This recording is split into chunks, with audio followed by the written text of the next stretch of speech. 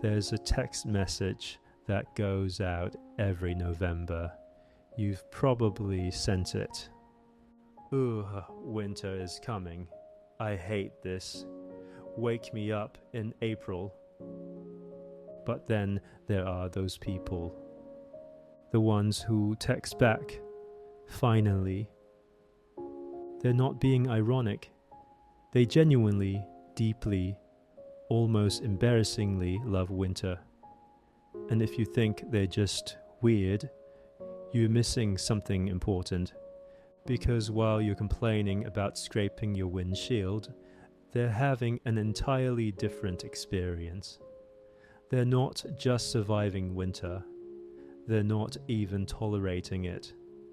They're alive in it in a way they aren't the rest of the year.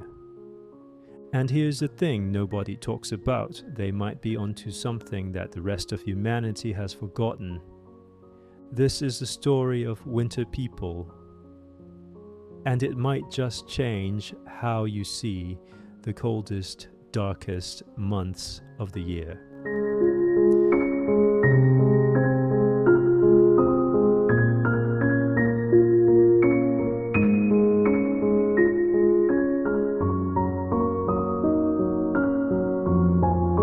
Let's start with something that winter lovers won't usually admit out loud. They love winter because it gives them permission to disappear, not in a sad way, in a free way. Think about summer. It's a season of yes, pool parties, barbecues, beach days, road trips. Everyone's got plans, and you're expected to be part of them. And if you say no, people worry. Are you okay? Are you depressed? You should get out more. Summer is exhausting if you're not wired for constant stimulation. But winter changes the rules. Suddenly staying home isn't antisocial, it's smart. It's too cold to go out. It's dark by 5 p.m. Nobody questions why you're not at some outdoor thing, because there are no outdoor things. The world itself has gone quiet. For winter people, this isn't isolation, it's relief. One woman told me, "In summer, I feel like I'm constantly making excuses for wanting to be alone. In winter, the weather makes the excuse for me. I can finally just be." This matters more than it sounds, because what winter people understand, what they need, is that being alone and being lonely are completely different things. Summer demands you fill your life with people and noise and activity. Winter asks, what happens when you stop feeling the silence?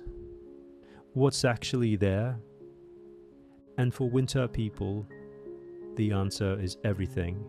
Ideas, creativity, the chance to hear their own thoughts, the space to become more themselves instead of a reaction to everyone else's energy. They're not hiding from the world in winter. They're finally meeting themselves. Here's what summer people don't understand. Winter lovers have an entirely different relationship with comfort. Summer people think winter folks are just lazy, always wanting to stay in, wrapped in blankets, doing nothing. But they're wrong about the doing nothing part. Winter people are crafting something. They're building tiny perfect worlds. The ritual of making hot chocolate, real hot chocolate, not from a packet. The specific blanket for the specific chair. The candles that smell like wood smoke and vanilla. The exact right playlist for a snowy afternoon. These aren't distractions from winter. These are winter. This is the whole point. Summer is big and loud. Fireworks, concerts, beaches packed with people. Everything's about more. More sun, more activities, more. winter is about less. But less in the way that a perfectly written sentence is less than a paragraph of rambling. It's distilled, concentrated, pure. You're not trying to fit in 17 things before sunset. You're doing one thing, completely. Reading a whole book in a day, watching snow fall for an hour, having a conversation that actually goes somewhere because nobody has to leave for the next thing. And there's something about the contrast that makes it all matter more.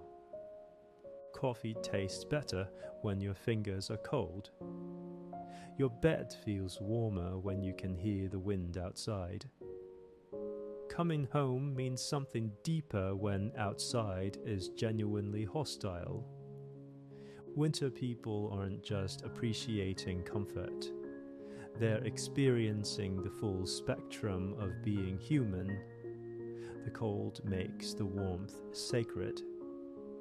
It's like they've discovered that happiness isn't just the presence of good things, it's the movement from discomfort to comfort, from darkness to light, from alone to together. Summer gives you everything all at once. Winter makes you earn it, moment by moment. And somehow, that makes it real. There's a sound that winter makes, except it's not a sound at all. If you've ever been outside right after a heavy snowfall, you know what I'm talking about. The world gets muffled, soft, like someone wrapped the entire earth in cotton. Winter lovers are obsessed with this silence. Not because they hate noise, but because silence is where something else can finally be heard. Your own thoughts, obviously. But it's more than that. In summer, life is so loud. Car windows down, music blasting, lawnmowers, construction, kids screaming in pools. Everyone's got their doors and windows open, and everyone's business becomes everyone's business. It's stimulation on top of stimulation on top of stimulation. And for some people, this is fun. This is life. But for winter people, it's like trying to think inside a nightclub. Winter brings silence back, and in that silence, something happens. You notice things you've been too busy to notice, that you're tired, that you've been running on anxiety and caffeine for months, that you haven't finished a single thought in weeks because there's always another notification, another demand, another thing. The silence isn't empty. It's full of everything you've been too distracted to process. This is why so many creative people are winter people. Writers, artists, musicians, people who need to go deep into something rather than skimming across the surface of everything. You can't write a novel at a beach party. You can't paint something meaningful with your calendar full of obligations. You can't think original thoughts when your brain is constantly reacting to external stimulation. Winter people have figured out that silence isn't the absence of life. It's the presence of depth. One winter lover told me, "Summer is where I gather. Winter is where I understand what I gathered." They're not shutting down in winter. They're finally turning on, just in a direction that isn't visible to everyone else. And here's a secret. This quiet, this depth, it's not seasonal, it's always available. Winter people have just learned to protect it, cultivate it, dive into it when the world finally stops demanding that they be anything else. Okay, this is going to sound dark, but stay with me. Winter people love decay. not in a morbid way, in an honest way. Summer is all about life and growth and blooming and thriving. Everything's green and alive, and look how beautiful everything is. And it is beautiful, but it's also a lot. It's a performance. Nature in full makeup, showing you its best side. Winter strips all that away. The leaves fall, the flowers die, trees become skeletons. The whole world shows you its bones. And the winter people look at this and think, finally, the truth. Because there's beauty in this too. Different beauty. The kind you only see when everything fake has been removed. The architecture of a bare tree. The way frost creates patterns that no summer flower could match. The honest grey of a winter sky that isn't trying to impress you. It's the difference between someone's Instagram feed and the actual face at 6 a.m. Winter is the 6 a.m. version of nature. No filter, no performance, just what is. And if you're someone who's tired of performance, tired of the pressure to be constantly blooming and thriving and fine, winter is a relief. It says you can rest now, you can be bare, you can be dormant, you can be honestly, openly not okay. And that's not a failure, that's a season. One winter lover told me, summer feels like everyone's pretending. Winter feels like we can all finally drop the act. And here's the beautiful part. Winter people understand something profound about death and rebirth. They know that the seeds are under the snow. That dormancy isn't death, it's preparation. That sometimes the most alive thing you can do is stop, rest, and let the old stuff fall away. They've made peace with endings, with darkness, with the fact that not every moment has to be happy to be meaningful. While everyone else is frantically trying to stay in permanent summer, winter people have learned to die a little bit every year. And in doing so, they've learned how to actually live. There's an image that every winter lover has burned into their soul.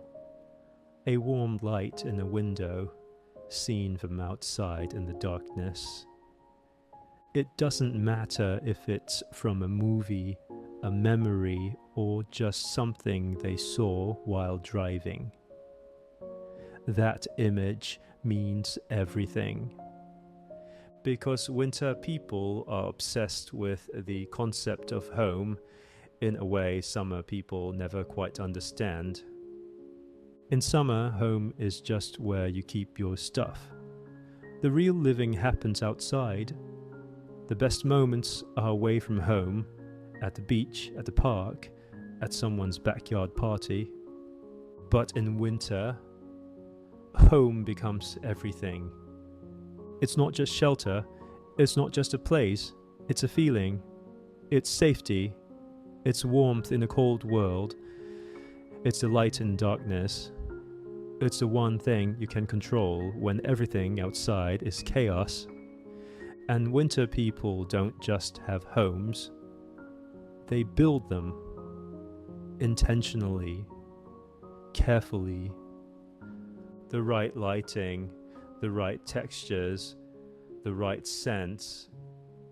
They're not decorating, they're creating sanctuary.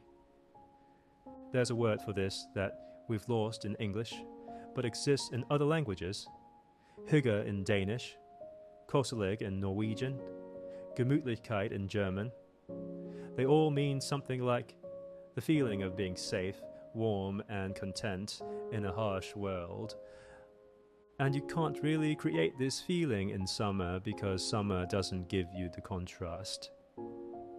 There's no harsh world to come in from. Winter people understand that home isn't a building.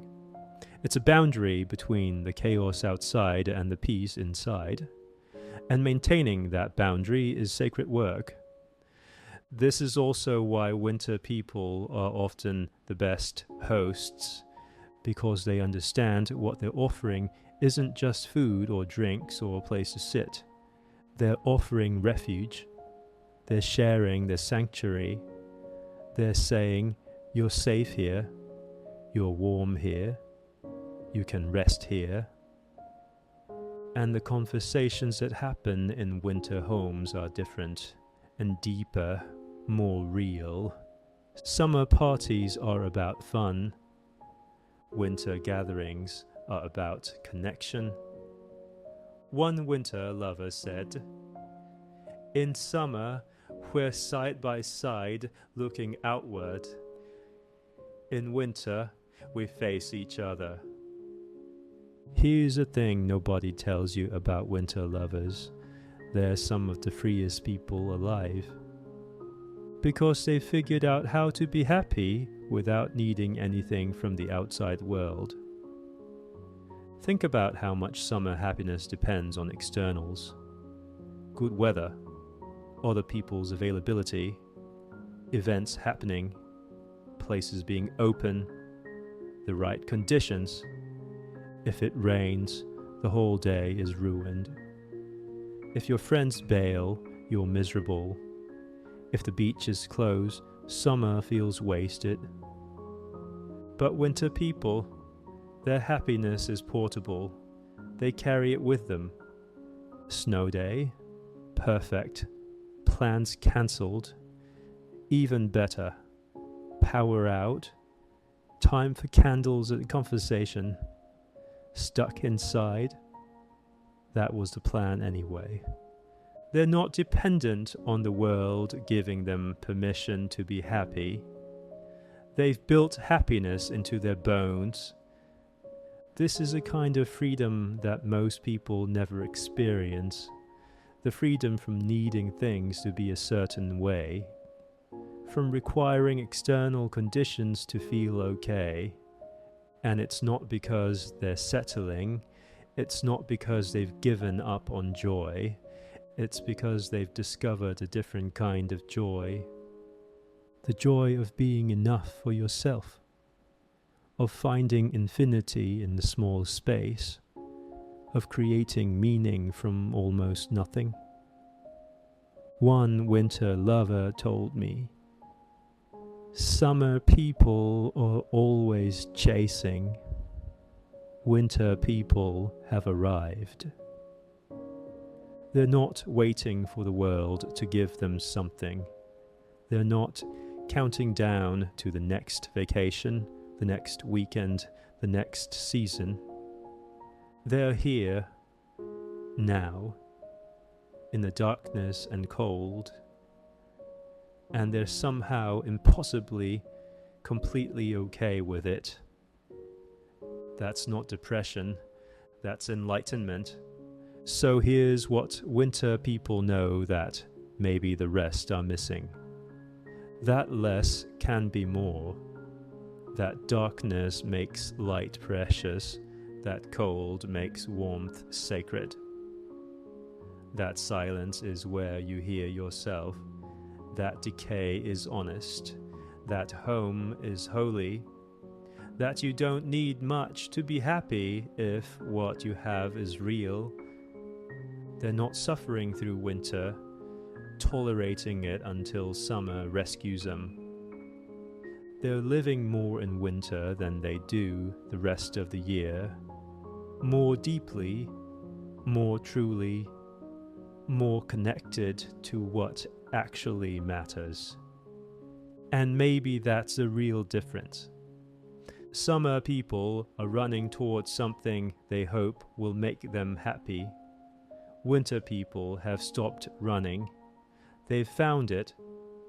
So the next time someone says, "I can't wait for winter to be over," understand, they're not talking about the season.